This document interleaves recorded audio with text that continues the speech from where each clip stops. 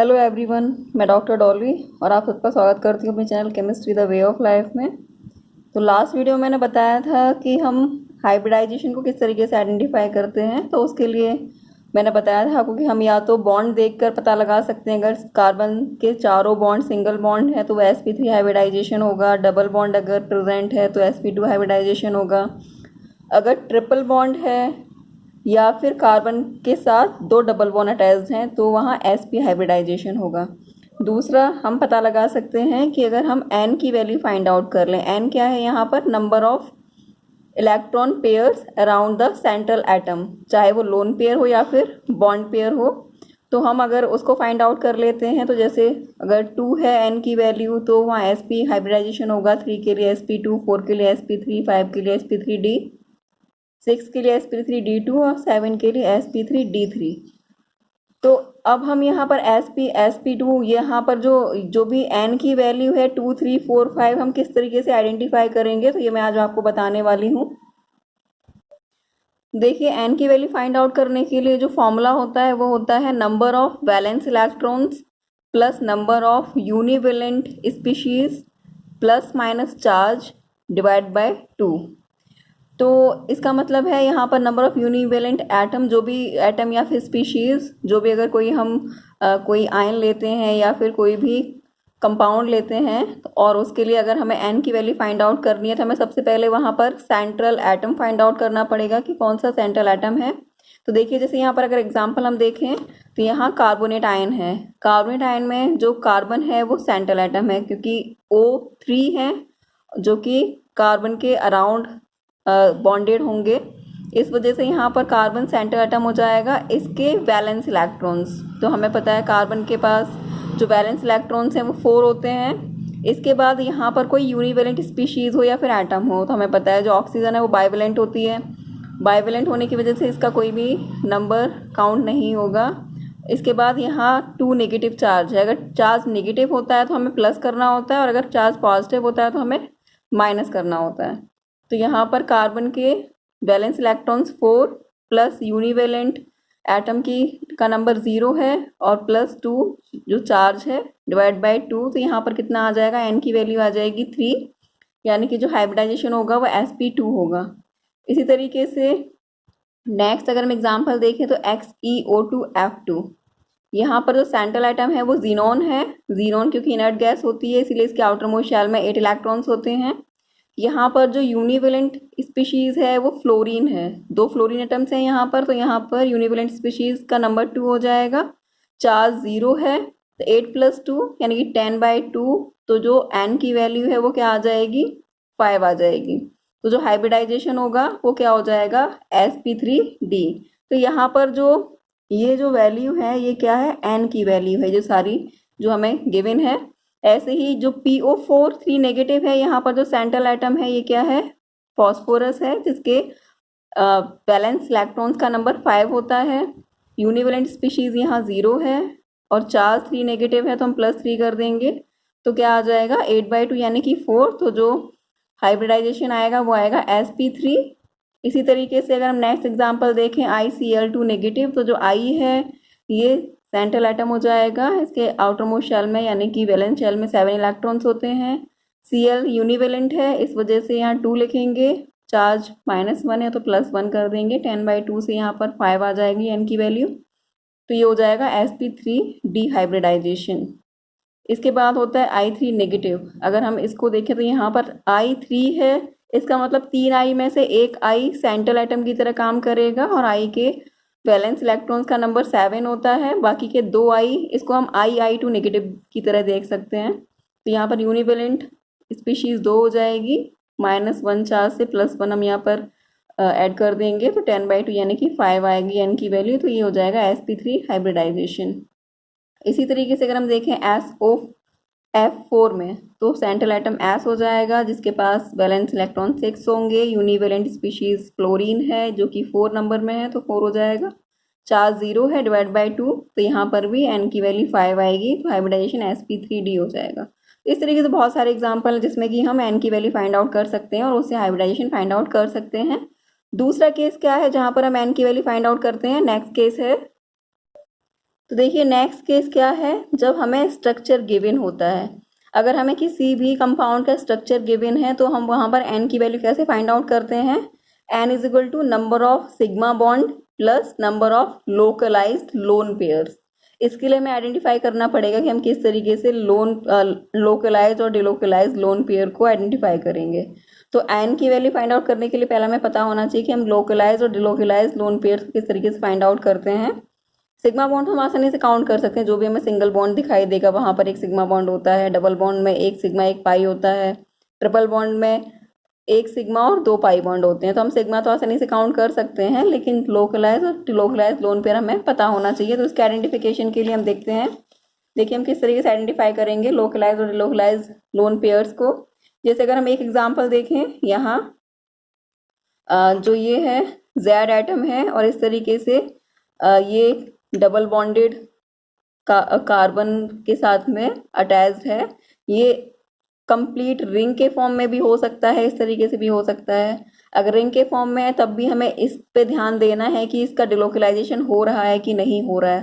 और डिलोकलाइजेशन किस केस में होता है, जब यहाँ पर कॉन्जुगेशन प्रेजेंट होता है। कॉन्जुगेशन का मतलब क्या होगा कि जो लोन पेयर है वो डबल बॉन्ड के साथ ऑल्टरनेटिवली प्रेजेंट है, अगर उस केस में ये डिलोकलाइज्ड बॉन्ड हो जाता है, डिलोकलाइज्ड लोन पेयर हो जाता है। तो यहाँ पर देखिए, क्योंकि यहाँ पर एक लोन पेयर है, फिर सिंगल बॉन्ड है और डबल बॉन्ड है। तो जब कभी भी लोन पेयर और डबल बॉन्ड के बीच में एक सिंगल बॉन्ड प्रेजेंट होता है तो हम उसको बोलते हैं कॉन्जुगेशन वाला केस। इस कॉन्जुगेशन वाले केस में क्या होगा, ये लोन पेयर यहाँ ट्रांसफर होगा, जिस वजह से ये वाला डबल बॉन्ड आगे की तरफ ट्रांसफर हो जाएगा। इस तरीके से अगर रिंग है तो ये जो डिलोकलाइजेशन ऑफ इलेक्ट्रॉन है पूरी रिंग में प्रेजेंट हो जाता है, जैसे कि बेंजीन का केस होता है। तो यहाँ पर जो लोन पेयर है वो डिलोकलाइज्ड है। अगर हम नेक्स्ट केस देखें तो देखिए यहाँ पर जो जेड एटम है इसके पास दो lone pair of electrons present हैं, जिसमें से कि दोनों इस तरीके के ही एक स्ट्रक्चर के साथ में अटैच्ड है। तो यहाँ पर क्योंकि दो दो लोन पेयर हैं जेड के पास में, तो यहाँ एक तो डिलोकलाइज हो जाएगा, यहाँ से सिंगल बॉन्ड की तरफ ट्रांसफर होगा इलेक्ट्रॉन पेयर, ये बॉन्ड इधर ट्रांसफर हो जाएगा, तो एक पेयर तो डिलोकलाइजेशन में आ जाएगा। लेकिन जो दूसरा लोन पेयर होगा वो लोकलाइज्ड हो जाएगा, क्योंकि दो दो लोन पेयर तो एक साथ में डिलोकलाइजेशन नहीं कर सकते। तो एक पेयर अगर डिलोकलाइज है, दूसरा लोन पेयर क्या हो जाएगा, लोकलाइज्ड हो जाएगा। इसका मतलब यहाँ पर एक लोकलाइज लोन पेयर प्रेजेंट है। ऐसे ही देखिए नेक्स्ट केस है, अगर हम यहाँ पर देखें तो जेड के पास जेड एक तरफ डबल बॉन्डेड है और दूसरी तरफ सिंगल बॉन्ड के साथ में अटैच्ड है। अगर हम यहाँ देखेंगे तो जेड ने 3 बॉन्ड्स बनाए हुए हैं और साथ में एक लोन पेयर इसके पास प्रेजेंट है। अगर Z double bond directly double bond बनाता है तो उस केस में जो भी इसके पास लोन पेयर है वो डिलोकलाइज ना होकर लोकलाइज्ड होगा। तो इस तरीके से हम आइडेंटिफाई कर पाते हैं कि लोन पेयर लोकलाइज्ड है या फिर डिलोकलाइज्ड है। तो एन की कैलकुलेशन में वो पार्टिसिपेट करेगा या फिर नहीं करेगा। नेक्स्ट एग्जांपल हम देखते हैं, देखिए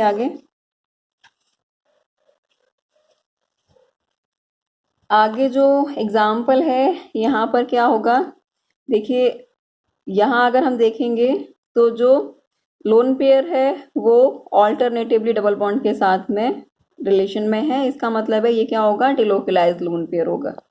अगर हम इस केस को देखते हैं तो यहाँ क्या है, जो भी लोन पेयर है ये डायरेक्टली डबल बॉन्ड के साथ में अटैच्ड है। अगर ऐसा कोई केस होता है तो वहाँ पर डिलोकलाइजेशन रेस्ट्रिक्टेड हो जाता है, तो ये जो लोन पेयर होगा वो लोकलाइज्ड होगा।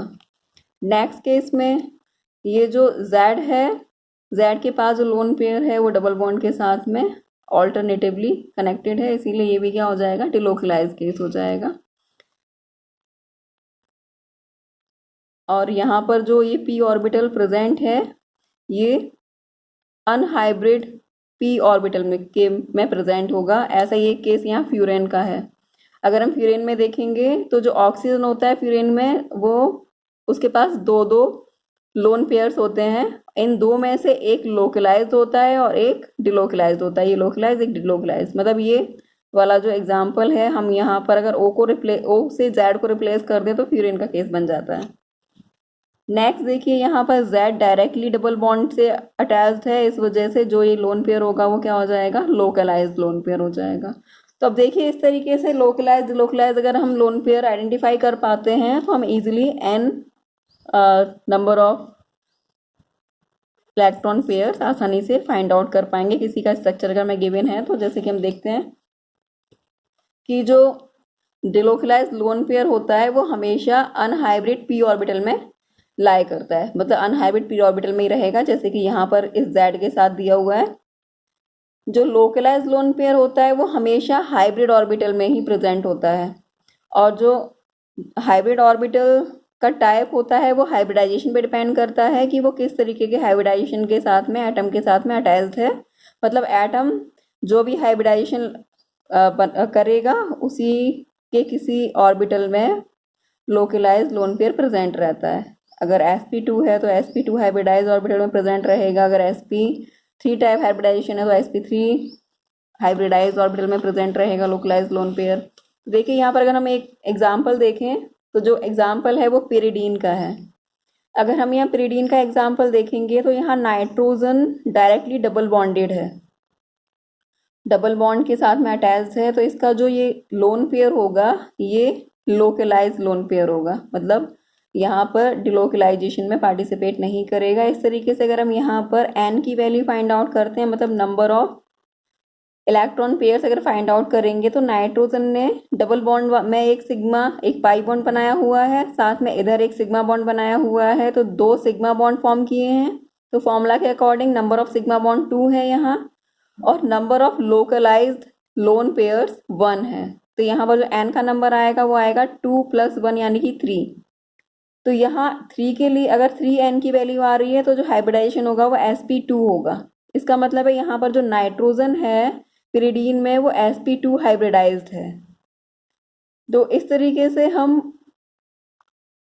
किसी भी एटम का हाइब्रिडाइजेशन फाइंड आउट कर सकते हैं कि उसके पास कितने सिग्मा बॉन्ड हैं और उसके पास कितने lone pair localise lone pair हैं, उसकी काउंटिंग करके। नेक्स्ट एग्जांपल देखते हैं अगर हम, तो देखिए यहाँ जो एग्जांपल है इसमें हम देखेंगे तो नाइट्रोजन ने 3 सिंगल बॉन्ड बनाए हुए हैं। इसका मतलब है ये 3 सिग्मा बॉन्ड फॉर्म कर रहा है, 1 2 और 3 सिग्मा बॉन्ड है। तो n की वैल्यू यहाँ पर 3 नंबर ऑफ सिग्मा बॉन्ड्स हो गए। और अगर हम यहाँ देखें लोकलाइज्ड लोन पेयर, तो यहाँ लोकलाइज्ड लोन पेयर एक भी नहीं है, क्योंकि यहाँ जो लोन पेयर है वो ऑल्टरनेटिवली डबल बॉन्ड के साथ में अटैच है, यानी कि कॉन्जुगेशन यहाँ प्रेजेंट है। इसका मतलब ये डिलोकलाइज रहेगा। तो लोकलाइज जो लोन पेयर है वो 0 हो जाएगा, तो n की वैल्यू आएगी 3। इसका मतलब यहाँ पर भी जो नाइट्रोजन एटम है ये sp2 हाइब्रिडाइज्ड है, तो यहाँ भी नाइट्रोजन एटम sp2 हाइब्रिडाइज्ड है। अगर हम स्ट्रक्चर को डायरेक्टली देखेंगे तो हमें ये लगेगा कि नाइट्रोजन ने सारे सिंगल बॉन्ड फॉर्म किए हुए हैं, तो इसे sp3 हाइब्रिडाइज्ड होना चाहिए। लेकिन एक्चुअल में अगर हम स्ट्रक्चर से फॉर्मूला लगाकर n की वैल्यू फाइंड आउट करेंगे, फिर इसका हाइब्रिडाइजेशन फाइंड आउट करेंगे तो ये sp2 आता है। तो हमें स्ट्रक्चर से कंफ्यूज नहीं होना है, इसका सही हाइब्रिडाइजेशन आइडेंटिफाई हम कर सकते हैं। नेक्स्ट अगर हम यहाँ देखते हैं तो जो स्ट्रक्चर है इसमें देखिए, अगर हमें नाइट्रोजन का फाइंड आउट करना है फिर ऑक्सीजन का हाइब्रिडाइजेशन फाइंड आउट करना है, तो हम नाइट्रोजन के केस में देखते हैं। देखिए नाइट्रोजन ने एक डबल बॉन्ड एक सिंगल बॉन्ड फॉर्म किया, यानी कि 2 सिग्मा बॉन्ड है इसके पास में, तो 2 सिग्मा बॉन्ड और एक जो, क्योंकि डायरेक्टली डबल बॉन्डेड है नाइट्रोजन, इसका मतलब है जो इसका लोन पेयर होगा वो क्या होगा लोकलाइज्ड। तो 2 + 1 यानी कि 3 आएगा n का नंबर। तो जो हाइब्रिडाइजेशन होगा इसका वो क्या होगा sp2। अगर हम ऑक्सीजन का केस देखें तो ऑक्सीजन के पास 2 लोन पेयर प्रेजेंट हैं, इसके पास जो नंबर ऑफ सिग्मा बॉन्ड्स हैं वो 2 हैं, साथ में एक लोन पेयर इसका डिलोकलाइज्ड होगा तो एक लोकलाइज्ड होगा। 2 + 1 से यहाँ जो n की वैल्यू वो 3 आएगी, और इस तरीके से जो हाइब्रिडाइजेशन आएगा वो sp2 आएगा। इसका मतलब नाइट्रोजन ऑक्सीजन दोनों का ही हाइब्रिडाइजेशन यहाँ क्या होगा sp2 होगा। तो हम इस तरीके से n की वैल्यू लगाकर हाइब्रिडाइजेशन फाइंड आउट कर सकते हैं अगर हमें स्ट्रक्चर गिवन है तो हम एक तो किसी भी आयन के लिए हाइब्रिडाइजेशन फाइंड आउट कर सकते हैं, उसकी शेप भी फाइंड आउट कर सकते हैं, जो कि BSc-PR3 लगाकर हम शेप आइडेंटिफाई करते हैं। इसके लिए मैंने एक वीडियो बनाया हुआ है जिसका लिंक मैं यहाँ डिस्क्रिप्शन में डाल दूंगी, तो आप वो भी आगे देख सकते हैं। और दूसरा हम यहाँ अगर लोकलाइज्ड बॉन्ड्स हैं तो उसके थ्रू भी हम n की वैल्यू फाइंड आउट करके हाइब्रिडाइजेशन फाइंड आउट कर सकते हैं किसी भी एटम का। तो ये दो मेथड्स हो गए। अभी आगे हम इसमें नेक्स्ट और आगे हम बताते हैं। तो देखिए मैंने एक हाइब्रिडाइजेशन आपको बताया था sp3d। तो देखिए जो sp3d है इसको हम एक्चुअली ग्रुप हाइब्रिडाइजेशन के अंदर रखते हैं, क्योंकि ये एक एग्जांपल है ग्रुप हाइब्रिडाइजेशन का, जो कि दो हाइब्रिडाइजेशन से मिलकर बनता है, एक sp2 और दूसरा dp। यानी कि sp2 और dp दोनों हाइब्रिडाइजेशन अगर हम मिला दें तो क्या बनता है, sp3d या फिर dsp3। इसका मतलब है यहाँ पर दो हाइब्रिडाइजेशन मिक्स होकर एक नया हाइब्रिडाइजेशन बना रहे हैं, इसलिए हम इसको क्या कहते हैं, ग्रुप हाइब्रिडाइजेशन। और इसकी जो शेप होती है इसीलिए क्या होती है, ट्राइगोनल बाइपिरामिडल। तो देखिए जो sp2 हाइब्रिडाइजेशन होता है इसमें एक s और दो p ऑर्बिटल पार्टिसिपेट करते हैं, एक px और एक py। और जो dp हाइब्रिडाइजेशन होता है इसमें एक d ऑर्बिटल और दूसरा p ऑर्बिटल पार्टिसिपेट करते हैं, दोनों ही z एक्सिस वाले होते हैं, dz² और दूसरा pz। तो देखिए अगर dp या अगर हम sp हाइब्रिडाइजेशन की बात करें तो वो क्या, उसकी शेप कैसी होती है, लीनियर एक्सियल शेप होती है, या फिर हम उसको लीनियर शेप कह सकते हैं, इस तरीके से लीनियर। तो ये जो dp मतलब इन दोनों ऑर्बिटल्स से जो भी अटैच्ड होगा एटम वो एक्सियल पोजीशंस पे अटैच्ड होता है, यानी कि वो लीनियर पोजीशन पे अटैच्ड होता है। अगर हम sp2 हाइब्रिडाइज्ड ऑर्बिटल्स की बात करेंगे तो वो इक्वेटोरियल पोजीशन ऑक्यूपाई करते हैं, यानी कि ट्राइगोनल प्लेनर शेप लेते हैं, जो कि इक्वेटोरियल पोजीशंस, ये जो पोजीशंस होती हैं इक्वेटोरियल पोजीशंस, इनको वो ऑक्यूपाई करते हैं। और जो यहाँ से ऊपर की तरफ और इससे जस्ट नीचे की तरफ जो जाएगा वो क्या करेगा, एक्सियल पोजीशन ऑक्यूपाई करेगा। तो यहाँ पर दो हाइब्रिडाइजेशन होते हैं, इसीलिए जो शेप है वो इन दोनों हाइब्रिडाइजेशन से मिलने से बनती है। तो जो ट्राइगोनल प्लेनर शेप, यहाँ एक्सियल पोजीशन ले लेंगे तीन एटम्स, और जो एक्सियल पोजीशन है, सॉरी इक्वेटोरियल पोजीशंस ले लेंगे, ट्राइगोनल प्लेनर शेप बनाएंगे। और जो लीनियर शेप बनेगी वो जो ये एक्सियल पोजीशन बचती है, ये आपस में दो एटम्स इनको ऑक्यूपाई कर लेंगे, तो क्या बना देंगे, एक लीनियर शेप बना देंगे। और जो कंबाइंड शेप बनेगी वो क्या बन जाएगी, ट्राइगोनल बाइपिरामिडल।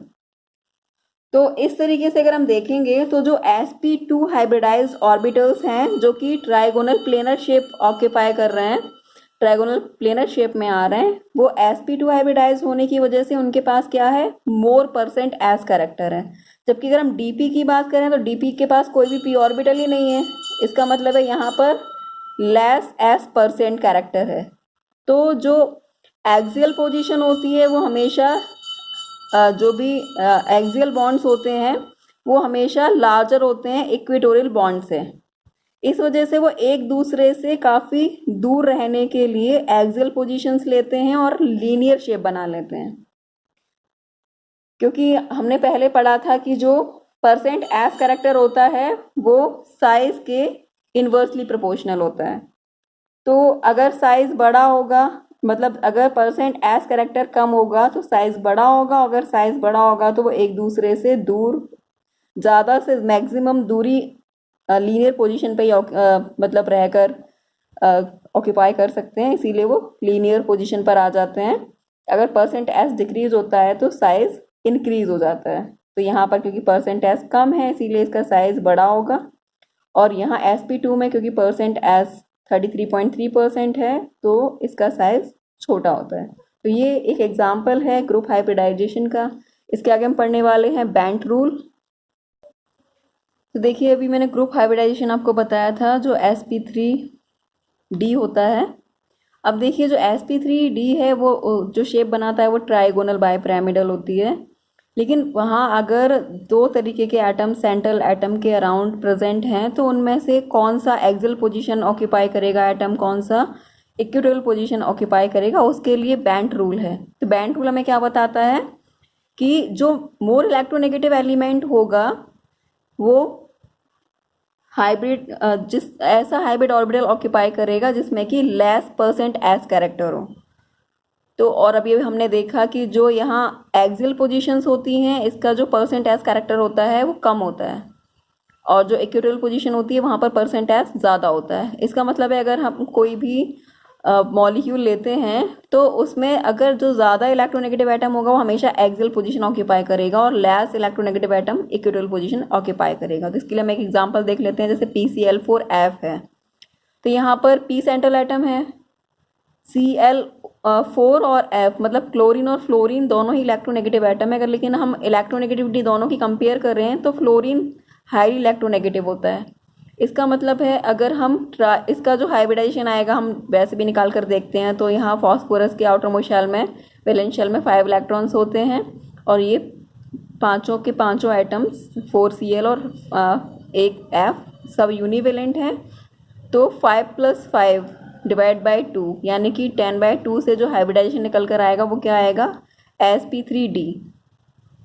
मतलब अगर हम इसके लिए n की वैल्यू फाइंड आउट करते हैं तो ये क्या आएगी, 5 + 4 + 1 मतलब 4Cl के लिए और F के लिए 1 डिवाइड बाई 2, 10/2 से 5 आएगी n की वैल्यू। और 5 के लिए जो हाइब्रिडेशन आएगा sp3d आएगा। sp3d के लिए हमने अभी शेप पढ़ी है, ट्राइगोनल बाई पिरामिडल होती है। अब जो F है वो हाईली इलेक्ट्रोनेगेटिव है, इसका मतलब है एक्सियल पोजीशन ऑक्यूपाई करेगा, और जो Cl है वो इक्वेटोरियल पोजीशन ऑक्यूपाई करेगा। लेकिन क्योंकि F अकेला है तो एक एक्सियल पोजीशन F ऑक्यूपाई कर लेगा, दूसरी एक्सियल पोजीशन पर क्या आ जाएगा, क्लोरीन आ जाएगा। लेकिन अगर हम PCl5 की बात करते हैं तो यहाँ पर कोई भी डिफरेंस नहीं है इलेक्ट्रोनेगेटिविटी में एटम्स की में, और यहाँ पर भी जो हाइब्रिडाइजेशन आएगा वो sp3d ही आएगा। तो इसकी जो शेप होगी ट्रायगोनल बायपिरामिडल होगी, वो पांचों की पांचों पोजीशंस क्लोरीन ही ऑक्यूपाई करेगा, और इसका जो पॉइंट ग्रुप होता है वो C3V होता है। एक एग्जाम्पल हम और देखते हैं PCl3F2 का। तो यहाँ पर भी n की वैल्यू 5 आएगी, sp3d हाइब्रिडाइजेशन होगा। तो यहाँ अगर हम देखते हैं तो यहाँ क्योंकि दो F एटम प्रेजेंट हैं, फ्लोरीन एटम प्रेजेंट हैं जो कि हाईली इलेक्ट्रोनेगेटिव हैं, तो जो तीनों क्लोरीन हैं वो तो इक्वेटोरियल पोजीशन ऑक्यूपाई कर लेंगी, और जो 2 फ्लोरीन एटम्स हैं वो एक्सियल पोजीशन ऑक्यूपाई करेगा। इस तरीके से इसका स्ट्रक्चर बनेगा। इसका जो पॉइंट ग्रुप होता है वो D3H होता है। पॉइंट ग्रुप की बात हम नेक्स्ट किसी वीडियो में करेंगे। अभी हम यहाँ हाइब्रिडाइजेशन और किस तरीके से शेप में जो भी मोर इलेक्ट्रोनेगेटिव एटम्स होते हैं वो कैसे एक्सियल पोजीशंस लेते हैं बेंड रूल के अकॉर्डिंग, हम उसके एग्जांपल्स देख रहे हैं। देखिए यहाँ पर जीनोन है, जीनोन के आउटर मोस्ट शेल में 8 इलेक्ट्रॉन्स होते हैं और यूनिवेलेंट एटम्स का नंबर यहाँ 2 है, तो 8 + 2 जो हाइब्रिडेशन आएगा वो sp3d ही होगा। तो यहाँ पर ऑक्सीजन और फ्लोरीन दोनों में कंपेयर करेंगे तो फ्लोरीन हाईली इलेक्ट्रोनेगेटिव है, तो जो इक्वेटोरियल पोजीशंस होगी वो ऑक्सीजन ऑक्यूपाई कर लेगा, डबल बॉन्ड फॉर्म करेगा जीनोन के साथ में, और जो फ्लोरीन होगा वो एक्सियल पोजीशन ऑक्यूपाई करेगा। इसका पॉइंट ग्रुप भी D3H होता है। नेक्स्ट एग्जाम्पल देखिए जो कि एकदम से अलग आपको शेप दिखेगी इसकी।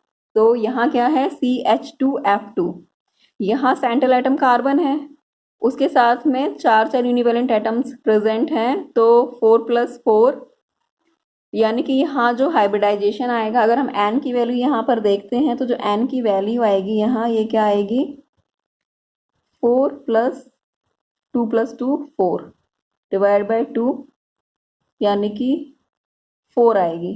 तो जो हाइब्रिडाइजेशन होगा वो क्या होगा, sp3 होगा। लेकिन हमेशा अगर हम देखेंगे तो sp3 हाइब्रिडाइजेशन में जो शेप होती है वो टेट्राहेड्रल होती है, लेकिन वो टेट्राहेड्रल आइडियल टेट्राहेड्रल तभी होती है जब कार्बन किसी के साथ में बॉन्ड नहीं बनाता, या फिर सारे के सारे एटम्स बिल्कुल एक जैसे होते हैं, जैसे मीथेन का केस होता है, वहाँ चारों हाइड्रोजन एटम्स प्रेजेंट होते हैं तो वो टेट्राहेड्रल शेप बनाता है। लेकिन यहाँ क्योंकि 2 हाईली इलेक्ट्रोनेगेटिव एटम्स हैं और 2 हाईली इलेक्ट्रोपॉजिटिव एटम्स हैं, इस केस में क्या होगा, इसका जो शेप होगी वो टेट्राहेड्रल नहीं रहती है बल्कि डिस्टॉर्टेड हो जाती है। तो देखिए यहाँ पर 2 एंगल हैं जो कि दोनों फ्लोरीन एटम्स के बीच में हम थीटा मान लेते हैं अगर, और दोनों हाइड्रोजन एटम्स के बीच में अगर हम फाई मान लेते हैं, तो देखिए जो बेंट रूल कहता है वो ये कहता है कि जो भी हाईली इलेक्ट्रोनेगेटिव एटम होगा वो ऐसा बॉन्ड ऑक्यूपाई करता है, ऐसा ऑर्बिटल ऑक्यूपाई करता है जो कि लेस परसेंट एस कैरेक्टर रखता है। इसका मतलब है यहाँ जो बॉन्ड फॉर्म हो रहा है, ये जो ऑर्बिटल्स होंगे वो लेस परसेंट एस कैरेक्टर वाले होंगे।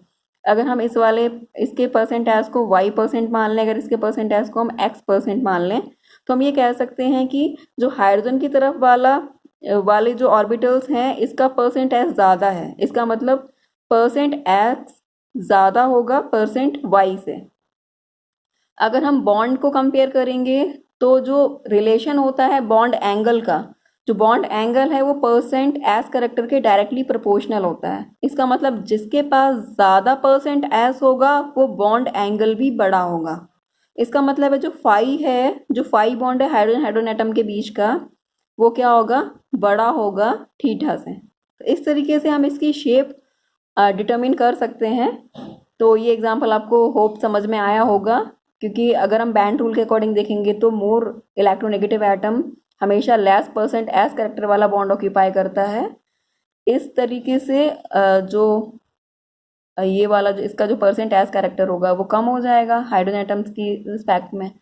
और जो रिलेशन होता है बॉन्ड एंगल और परसेंट एस का वो डायरेक्टली प्रोपोर्शनल होता है। तो ज़्यादा परसेंट एस इसका मतलब बड़ा बॉन्ड एंगल, तो इस तरफ का बॉन्ड एंगल इस तरफ के बॉन्ड एंगल से बड़ा होगा। तो ये रिलेशन होता है। नेक्स्ट देखिए, अभी तक मैंने सारी शेप्स आपको बताई हैं कि किस तरीके से किस हाइब्रिडाइजेशन में कौन सी शेप होती है। अगर हम बात करें आगे कि जो भी स्ट्रक्चर्स बनते हैं ऑर्बिटल्स, मतलब बॉन्ड्स जो फॉर्म होते हैं किसी भी स्ट्रक्चर में, तो वहाँ पर कितने फेसेस, कितने कॉर्नर्स, कितनी एजेस होती हैं।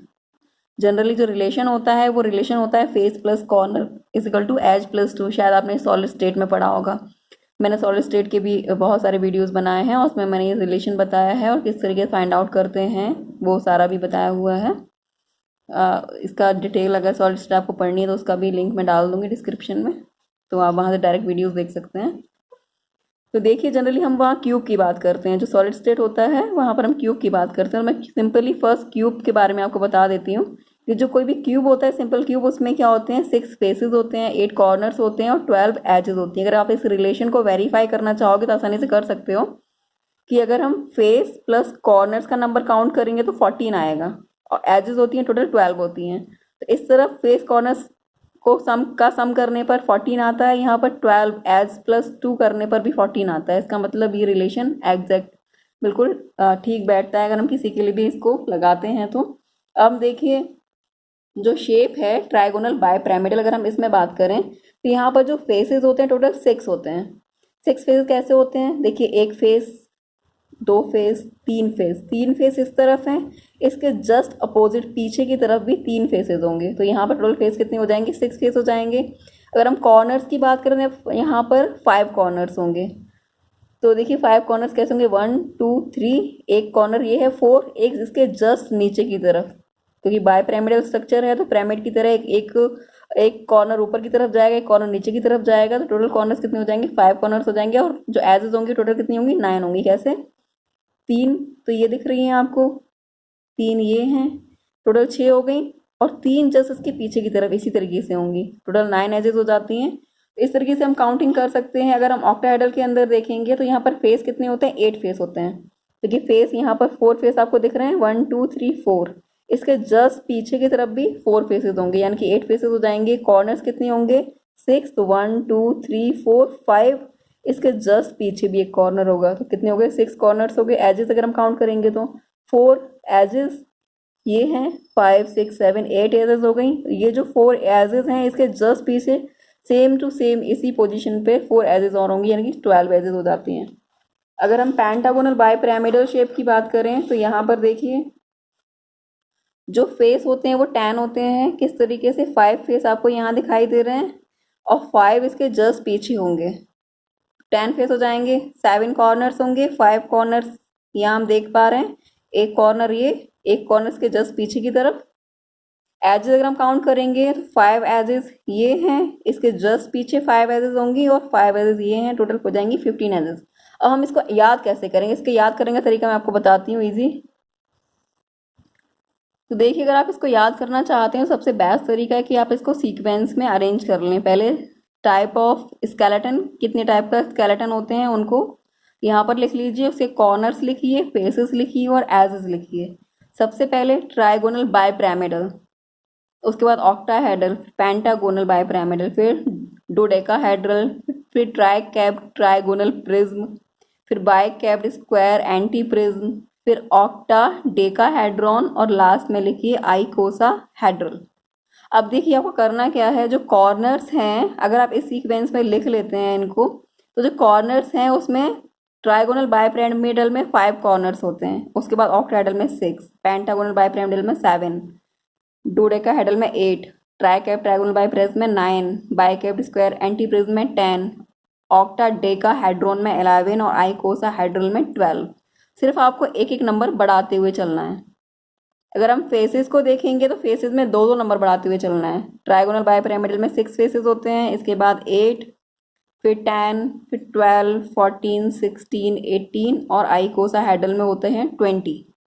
अगर हम एजेस की बात करें तो एजेस में आपको 3-3 ऐड करते हुए चलना है। ट्राइगोनल बाइपिरामिडल में अगर 9 है तो फिर नेक्स्ट ऑक्टाहेड्रल में 12 होगा, पेंटागोनल बाइपिरामिडल में 15 होगा, डोडेकाहेड्रल में 18, ट्राइकैप ट्राइगोनल प्रिज्म में 21, बाइकैप स्क्वायर एंटी प्रिज्म में 24, ऑक्टाडेकाहेड्रॉन में 27 और आइकोसाहेड्रल में 30।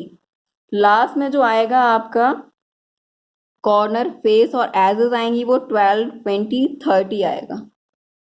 तो अगर आप इस सीक्वेंस में इसको याद कर लेते हैं तो यहाँ आपको कॉर्नर, फेसेस और एजेस याद करना बहुत आसान हो जाएगा।